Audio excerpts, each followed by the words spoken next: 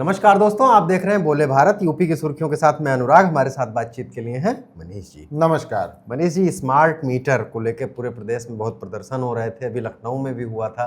Police को खींच के आम आदमी पार्टी के कार्यकर्ताओं को ले जाने पड़ा, आगरा में, फिरोजाबाद में और तमाम लगभग सभी शहरों में इसको जो है विरोध किया जा रहा था। कहीं पावर हाउस में लोग मीटर फेंका रहे थे, कहीं सड़कों पे फेंका जा रहे थे। हालांकि सरकार ने कुछ राहत दी थी इससे कि 1 महीने बिजली नहीं कटेगी, 1 किलोवाट वालों के फिलहाल बदले नहीं जाएंगे जैसे।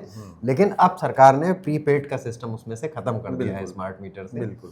और ये शायद कुछ ज़्यादा इसका हो रहा था। अखिलेश यादव भी इसका बार बार जिक्र कर रहे थे कि जनता ने चोरी पकड़ ली है इनकी। तो शायद ये बहुत लोगों को राहत मिलेगी अनुराग भाई, और राहत से तो ज़्यादा बीजेपी को राहत मिलने की गुंजाइश है, क्योंकि जिस तरीके से उसका विजय रथ चल रहा है उसमें कोई भी छोटी चीज 27 के विधानसभा चुनाव में बाधा न बने, वो हर काम भाजपा करे। पहिए के नीचे कोई कंकड़ भी नहीं आना चाहिए था। और जिस तरीके से स्मार्ट मीटर को लेकर pan Uttar Pradesh UP protest हुए हैं, वाकई में एक बहुत बड़ा था। ऊपर से अखिलेश यादव का ये वादा कि 300 यूनिट बिजली फ्री देंगे, और वो हर बार जब कहीं होता था तो बोलते जरूर थे स्मार्ट। तो लाखों लोगों को इससे राहत मिली है।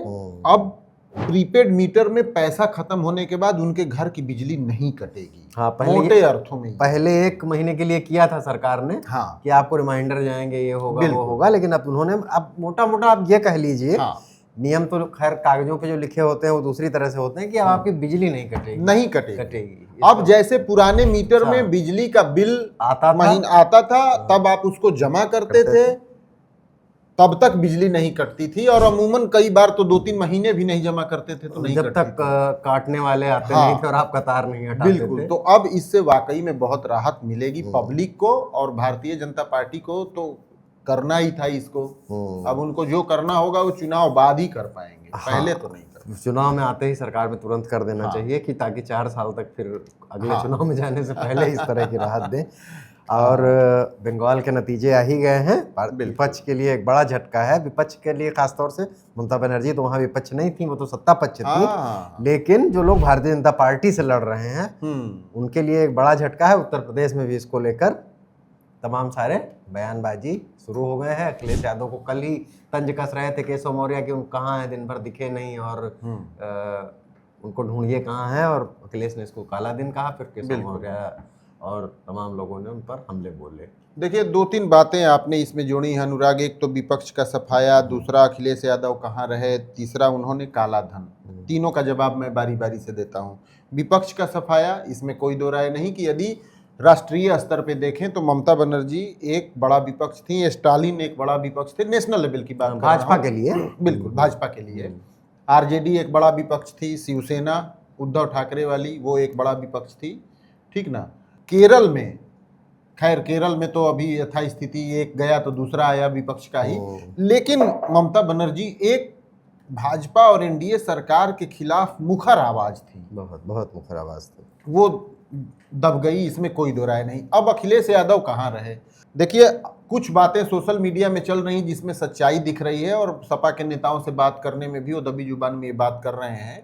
समाजवादी पार्टी के बड़े नेता हैं किरणमय नंदा, महासचिव हैं, जो कि बंगाल से आते हैं। हाँ। मुलायम सिंह ने उनको राज्यसभा भी भेजा था। बिल्कुल राज्यसभा। और वो उनके मार्फत ये बात पता चली समाजवादी पार्टी के नेताओं को कि ममता बनर्जी की सरकार नहीं आ रही है, इसीलिए अखिलेश यादव एंड कंपनी बंगाल चुनाव में एक्टिव नहीं दिखे, उस पे ज्यादा बात करते हुए नहीं दिखे।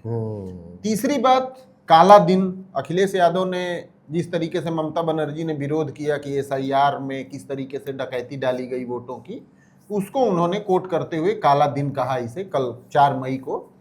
अब इस पे केशव मौर्य ने कहा है कि अखिलेश के लिए 2027 इससे भी ज्यादा काला होने वाला है, और 2047 तक अखिलेश यादव की सरकार नहीं आने वाली है। और अब ये नैरेटिव भाजपा के द्वारा बनाई जाने लगी है कि 2027 से पहले ही वो सैफई चले जाएं राजनीति छोड़ के, नहीं तो 2027 के बाद तो हम लोग ये बात सबसे ज्यादा केशव मौर्य ही बिल्कुल ठीक बात। सैफई जाने की बात क्यों सबसे ज्यादा वो कहते हैं। बिल्कुल। अभी राम गोपाल का भी शायद इस पे एक बयान आया था, वो काफी नाराज हो रहे थे हाँ। केशव मौर्य पर इस बात को लेकर। हाँ, उन्होंने कहा बिल्कुल। था कि वो कोई उनकी राजनीतिक हैसियत नहीं है, उनको केवल इसलिए पाला गया है कि वो अखिलेश पर हमला कर कर चलिए, आज बड़ा मंगल भी है, हाँ, जो कि बड़ा लखनऊ में एक काफी पहले से, अब तो कई शहरों में मैं देखता हूँ, दिल्ली वगैरह में भी भंडारे बिल्कुल होते हैं। बिल्कुल अनुराग। लेकिन मैं पहले वाली दिल्ली में मुझे इतना नहीं दिखा करता था, लेकिन लखनऊ में ये बहुत पुरानी परंपरा रही है कि बड़ा मंगल पे यहाँ प्याऊ, शिकंजी पिलाना, भंडारे होना, ये सब रहता था। यहाँ लोकल हॉलीडे हुआ करता था। लखनऊ आज अवध का क्षेत्र एक हाँ। तरीके से मान लिया जाए, थोड़ा लखनऊ अवध के आसपास के क्षेत्र डिस्ट्रिक्ट में में उस समय मनीष कुछ दिनों की बात छोड़ दिया था, तब हाँ। लखनऊ ही एक बड़ा शहर हुआ हाँ। करता था अवध के हाँ, पास बिल्कुल। का। तो उस तरह के अब जो- तो इसका प्रसार इतना हो गया हाँ। है, जेठ महीने के हर मंगलवार को लखनऊ ही नहीं बल्कि अब तो नेपाल बॉर्डर बहराइच तक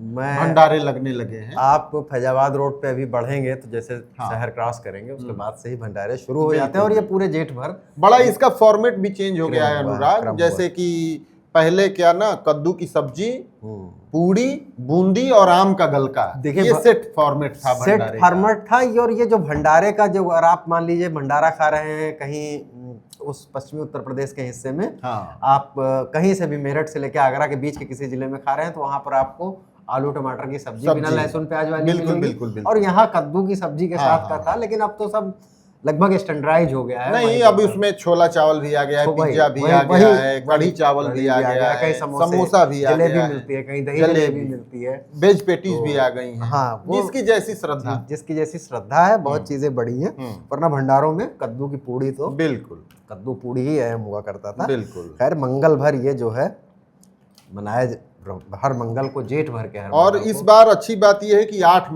भंडारे मिलेंगे, 8 क्योंकि मलमास लग रहा है और जेठ 2 महीने का हो गया। हाँ, इस बार मलमास की वजह से 2 महीने का होगा। हाँ। तो 8 भंडारे आपको मिलेंगे। और अभी तो फिलहाल मौसम भी अच्छा है, तो थोड़ा बिल्कुल। भंडारे में धूप में बिल्कुल। खड़े होकर खाने के बजाय, हाँ। जब धूप होती थी तो पेय का भी काफी इंतजाम हाँ। हुआ करता था। लेकिन इस समय तो भंडारे का ही मौसम है, और मौसम की बात कर ही रहे हैं तो आज भी मौसम लखनऊ का सुहाना ही कह सकते हैं जेठ के हिसाब से। हवा चल रही है, और नहीं, बाइक पे तो सर्दी लग रही है हल्की। और रात में तो काफी सर्दी थी। हाँ, अनुराग, अगले 24 घंटे तक ऐसा मौसम बरकरार रहेगा। बारिश का दौर रुक रुक के पूर्वी यूपी में, यानी कि पूर्वांचल से लेके और रुहेलखंड के बॉर्डर तक इतना आपको दिखता रहेगा। लेकिन 24 घंटे के बाद मौसम सामान्य हो जाएगा।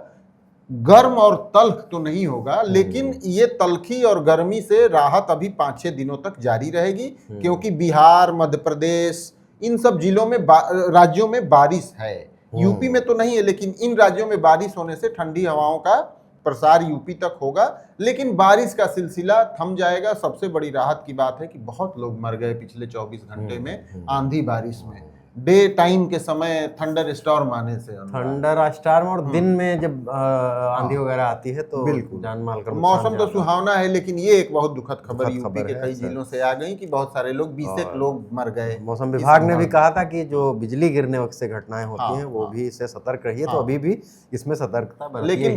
बारिश 24 घंटे के बाद यूपी से विदा हो जाएगी। मौसम जरूर ठीक रहेगा, और जो 10 डिग्री टेम्परेचर कम हुआ है दिन और रात का, वो बरकरार रहेगा। जेठ का लगता है कि आधा जेठ राहत में बीत जाएगा। अब सीधे मतलब हम लोगों को जो है जून में उमस देखने को मिलेगी। नहीं, अभी मई में बहुत समय बाकी है अनुराग। अभी तो अब आप 25 जिस दिन तरह बचे से आप हैं। 10-15 दिन राहत दे रहे हैं, हाँ, तो मैं 20 मई तक तो हाँ, निकल ही जाएगा बिल्कुल, ऐसे ही बिल्कुल, नरम बिल्कुल, गरम। बिल्कुल। तो यहीं पर यूपी की सुर्खियों को विराम देते हैं। कल यूपी में आज में फिर मिलेंगे नई सुर्खियों के साथ। तब तक के लिए इजाजत दीजिए। धन्यवाद, नमस्कार। देखते रहिए बोले भारत। नमस्कार।